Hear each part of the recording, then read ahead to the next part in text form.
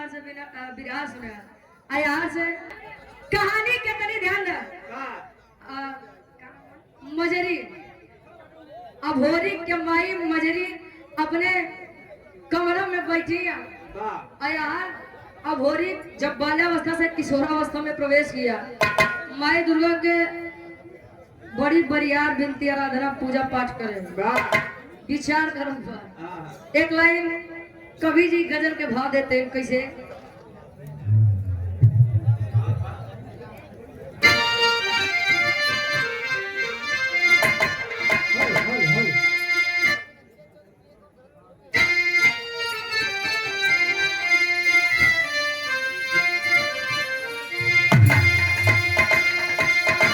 अरे कहाँ पे अरे कहाँ पे तेरा जलवा काशी में न जाना है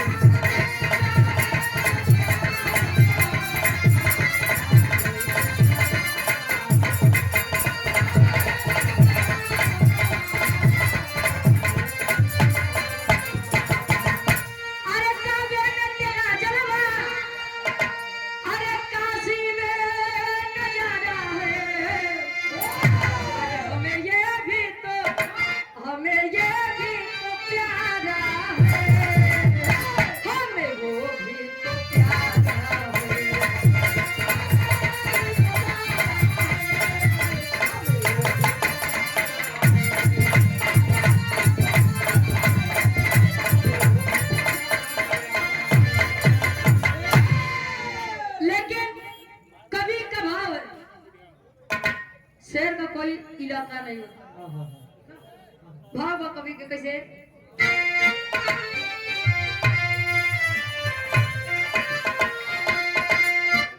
अरे गीदड़ की टोली में से आकर दहाड़ा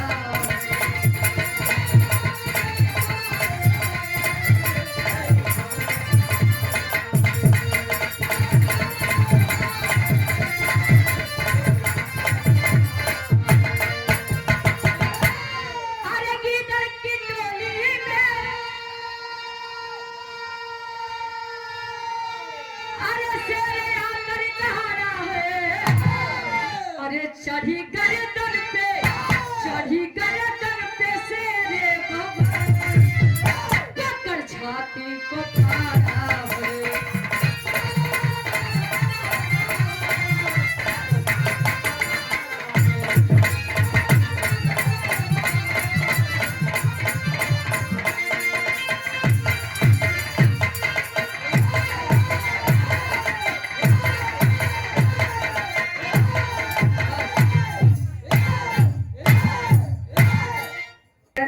विराट के हमारे कहानी के शुरुआत नहीं से कैसे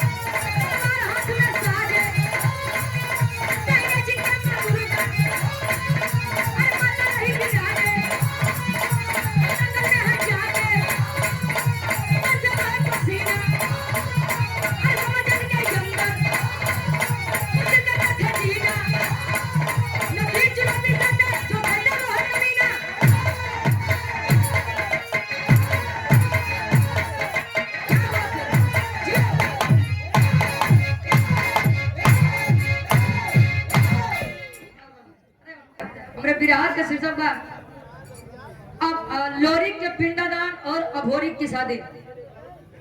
अभोरिक जब बड़ा हुआ माई दुर्गा के शेरावाली के पूजा आराधना वंदना करे, लेकिन माई दुर्गा प्रसन्न ही ना हो, ना तो उसे कभी प्रकट होकर उसे बात थी।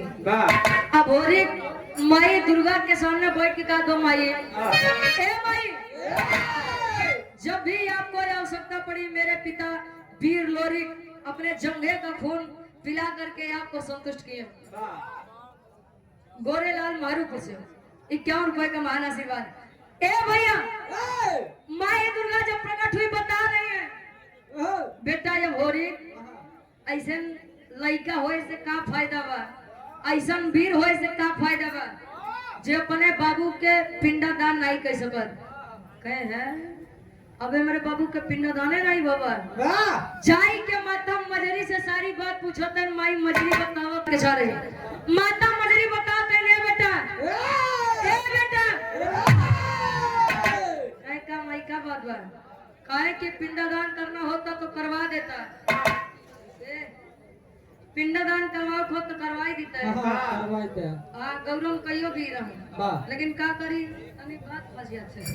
ए भैया, मजरी जी बताते हैं ना भोरी से कि वो पिपरी के राजा सुरपति जौन बा, क्यों भी पिंडदान करे जाते तो पहले उसे युद्ध कराओ, दिन के शुरुआत वह अपने पुरखन के पिंडदान करके करत है। जब इतनी बतियो वीर अभोरी सुना, गुस्से में लाल हो गया। अपने माई से एक बात कहे, माता मजरी से एक लाइन गीत भोगे से।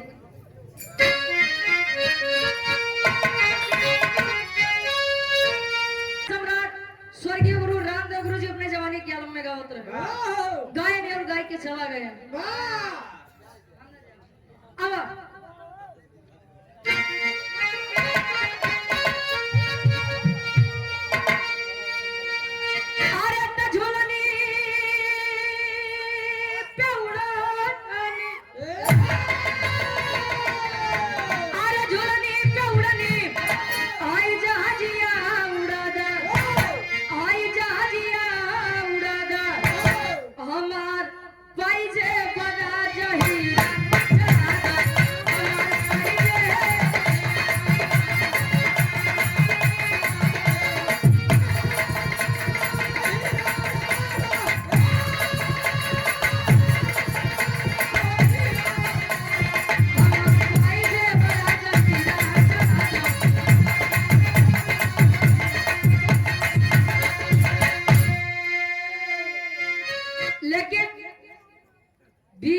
अभोरी कहता है तिलक 3 प्रकार के होते हैं।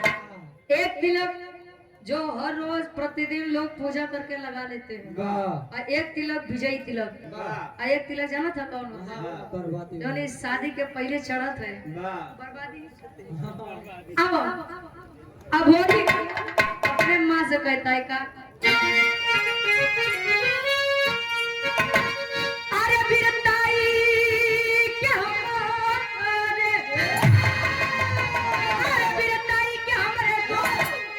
तिलकिया लगावा, हाय तिलकिया लगावा, हमार माई हमके रण में बठावा।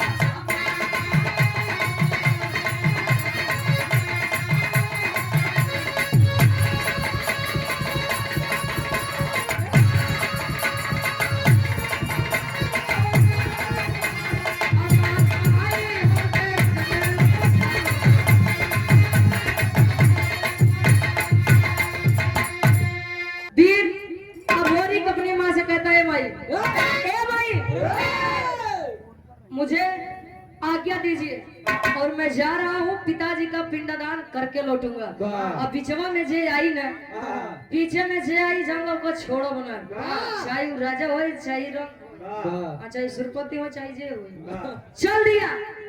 बनारस के पावन धरती पर आया, मुलाकात होती है किसे, एक लाइन कवि जी गीत लगता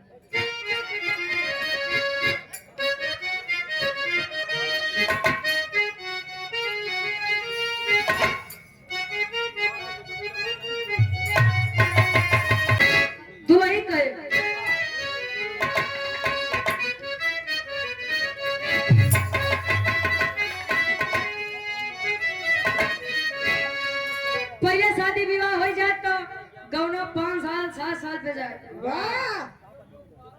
क्यों क्यों के तो 12 साल पे जाए। आज का बियाह होत बा शादी होत बा तुरंत विदाई करत है। पहले दुल्हा दुल्हन के एक दूसरे के देखते न रहा है। पता नहीं दुल्हा 22-23 साल के बाद दुल्हैया का दी 14-15 साल के बाद आज देखता हम बनी 17 बलबुआ 23 साल के। 5-6 साल में याद तो वही कहे कैसे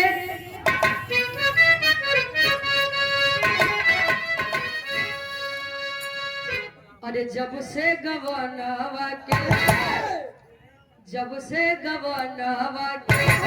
दिनवा धराए रतिया नींद लागे केहू पिया नाए। जब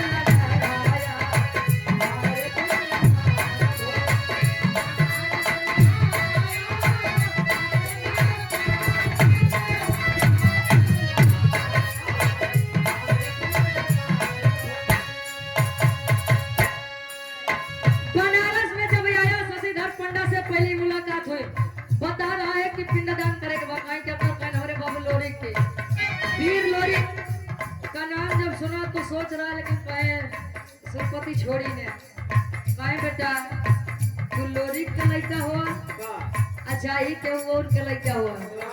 लेकिन यहाँ का एक रिवाज है, यहाँ की एक प्रथा है कहीं का शशिधर पंडा अभोरी के समझावे कैसे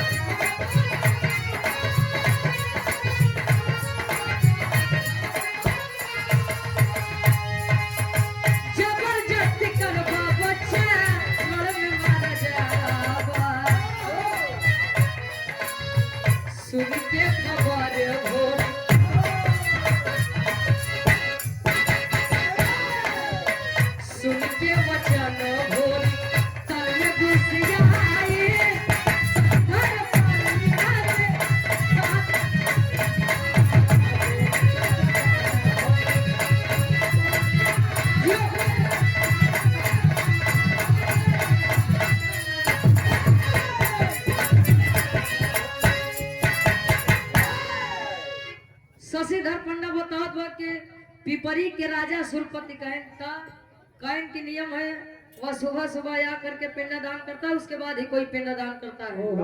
और यदि मैं उसके खिलाफ गया, नियम के खिलाफ गया तो मैं जीना भूल जाऊंगा। कहे मतलब मार दिया इतनी बतिया जब अभोरी सुने निकाल लिया तलवार गर्दन के पास जब सटाया कहे बोल पिंडदान करोगे कि न करोगे, करोगे न करोगे। अब इतनी बतिया जब शशिधर पंडा सुने कहे अरे यार आगे कुआं पीछे खाई कहे अगर एकर बात न मानब तो ई मार दे। अब पिंडदान करवाए दे तो पिपरी के राजा सुरपति मार दे। कहे एक काम करत है अबे आगे ये मुसीबत बा पहले पिंडदान करवा दी, जब वो आई तब देखा जाए। पिंडदान करवाए सुबह अपने पिता लोरी के पिंडदान करवाए नहीं आत्मा के शांति मिली। इतनी बतिया जब सुरपति सुने तैयार कर लिया सेना पलटन को तैयार कर लिया और चल दी। कहा तेरी के भाव में कभी झिल कर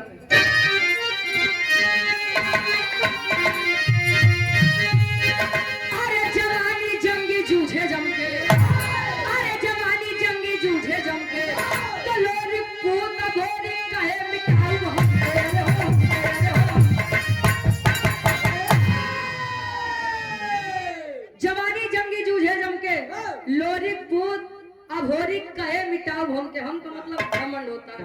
सुरपति के राजा जब पलटन सजा के बनारस के धरती पर आया, शशिधर पंडा से पूछ रहा है क्यों करे इतनी मजाल, अरे किसकी इतनी मजाल,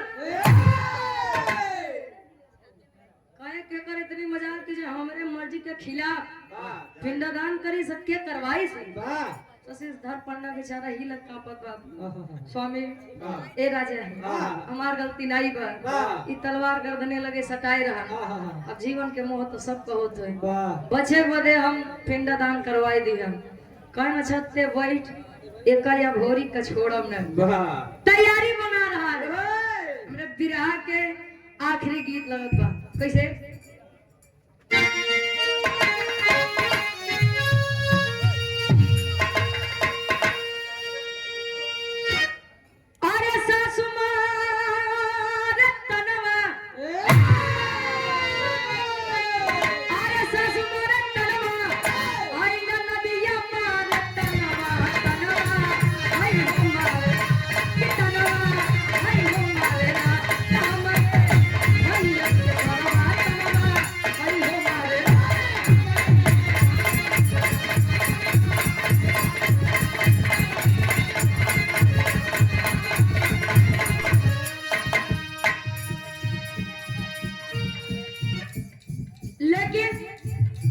वह बालक 21 साल का जब भोरी तैयार हुआ सेना से लड़ने के लिए, कैसे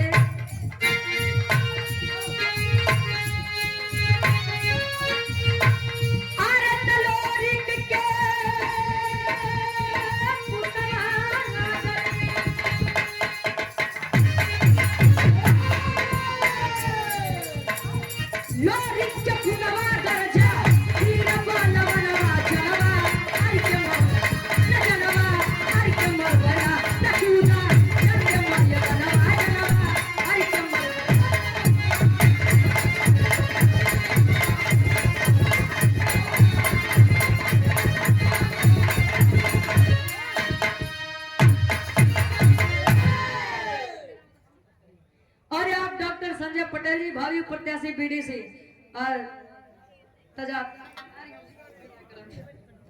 इसी ग्राम के निवासी है, 51 रुपए का महान आशीर्वाद के चाह रही अभोरिक ताजुद्दीनपुर, बस अभोरिक चल दिया सुरपति से सामना करने के लिए।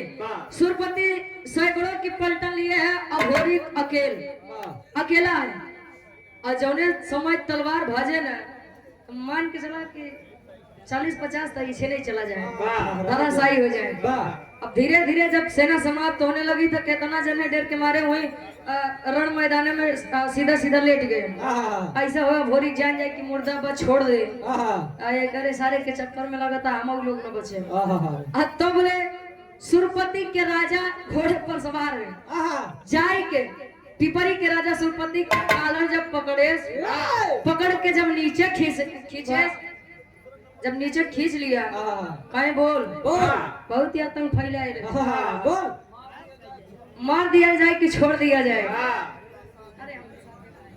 ए भैया अब यार सुरपति के चेहरा पे काली पोत के गधा पे बैठाई गई, बनारस कैसे कोनो कोना नहीं बचा रहा कि अभोरी घुमाए नहीं, घुमाई के जब लाई क्या शशिधर पंडा लगे बैठा है, देखा नहीं है, नहीं बड़का वीर बनत रहे।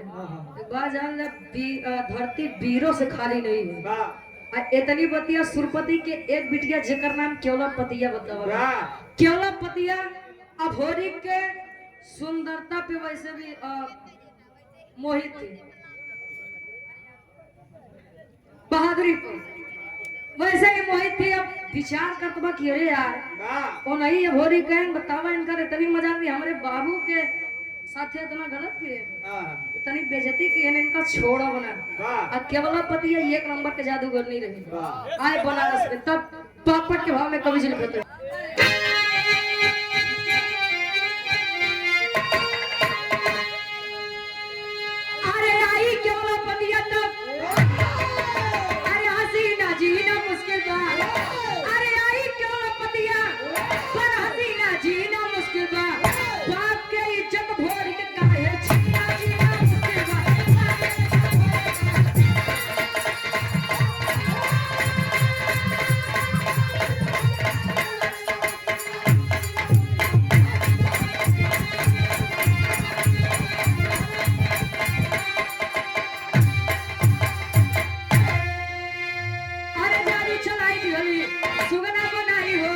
तो पिंजरा में कैद करके अब भवन में लेके आई हो। अरे कहे कुंवारी जीव नहीं तोहरा बिना जीना मुश्किल बा। अरे कहे कुंवारी जीव नहीं तोहरा बिना जीना मुश्किल बा। तब बात गई जब घोड़ी काहे छीना जीना मुश्किल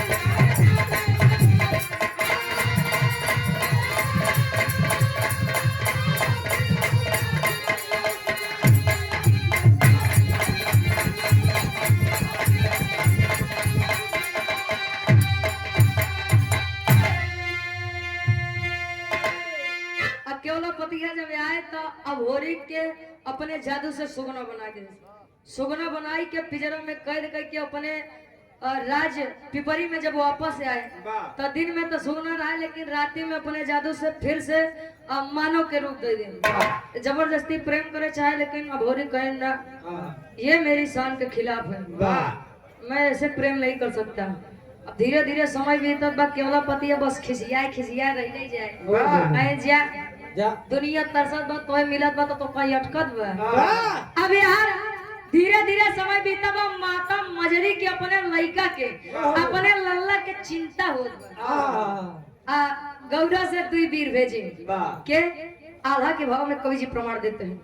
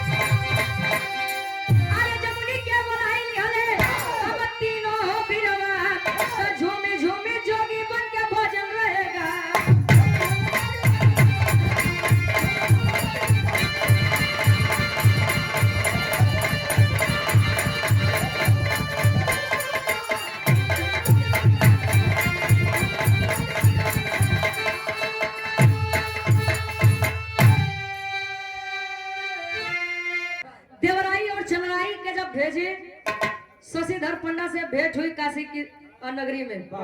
जब शशिधर पंडा से भेंट हुआ, शशिधर पंडा बतावो तन कि केवला पतिया अपने बाबू के बेइज्जती के बदला ले बदे अभोरी के सुगना बनाई के अपने राज में लेके गवा।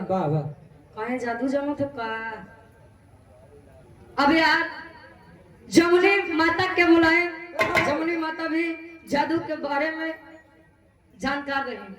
बुलाई के तीनों जने जोगी के रूप रख के देवराई चनाई अंदर से तेगर तलवार लिए भजन गावत गावत पहुंचे कहा पिपरी के राजा सुरपति के नगरी में। आज जब पहुंचे दरबार में भजन गावत है यार केवला पतिया ऊपर से सुनो तो कहे ऐसा तो तोरे प्रेम नहीं जगह हमारे प्रति। चलो कनी भजन भाव सुन ले तो के जान जागिन जाए। लई के नीचे आए सुगना जब देखी जमुनी माता जादू से फिर से अभोरी को उनका तन वापस मिला। ऐसे पहले केवला पतिया कुछ कहीं पावत जमुनी माता अपने जादू से होकर गदही के रूप दे दी। जब गदही बना दी तो अभोरी तलवार निकाला और सुरपति के गर्दन पर रखा। जाय के क्षमा मांगत बा जमुनी माता से। कैसे आखिरी भाव खड़ी के भाव में कवि लिखत है।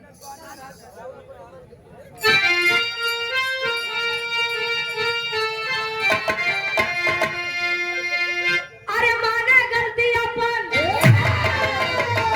अरे माने गलती जमुनी के अब चलिया धई के।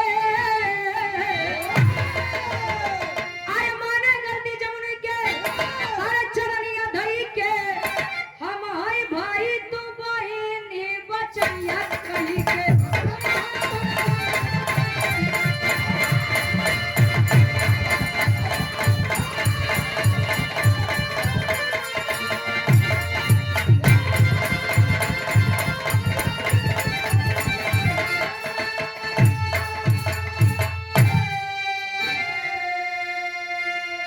बबलू यादव उर्फ राजा भैया पीडी से प्रत्याशी वार्ड नंबर 29 उमापुर से कहे हम भाई भाई तो बहनी बचनिया कह के जमनी माता लगे पूछा कहे दीदी ए माफ कर दे आज के बाद गलती न होई कहे ठीक है यार अभोरी गर्दन पे तलवार जैसे रखे अब ऐसे ने कहे के छोड़ब ना यही के चक्कर में इतना हमका ताम झाम करे के पड़ा यही के चक्कर में इतना दिन सुगना बन के रहे के पड़ा केवल यही के चक्कर में माता जमुनी समझावत नहीं बेटा वो अपनी गलती मान रहा है अजय अपन गलती मान ले ओको माफ कर दे के चाहिए कहीं माफी कम 21 पे दे कहीं कौन कहीं एकर जोनी बिटिया बक केवला पतिया ओही से मार शादी करवाई दे तब ले सुरपति कहे कि बियाह तो बेटो हम करवाए दे लेकिन बिटिया भी हमार गदही के रूप में बा अब ओका कैसे तोरे साथ बियाह कराए जौनी माता पुनः अपने जादू से गदही से फिर से केवला पतिया के स्त्री के रोक दे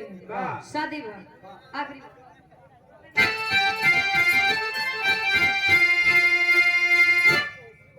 केवला पतिया और अभोरी की शादी हुई अभोरी और केवला पतिया अपने गढ़गौरा में वापस आए धीरे धीरे समय बीता दोनों में एक बच्चा जन्म लेता है दोनों के संयोग से और लड़किया के नाम शिव भोरी बताया गया वीर लोरी के लड़का वीर अभोरी अब वीर अभोरी के लड़का शिव भोरी के शीर्षक आखिरी में खानदान के परिचय गुरु बिहारी गुरु राम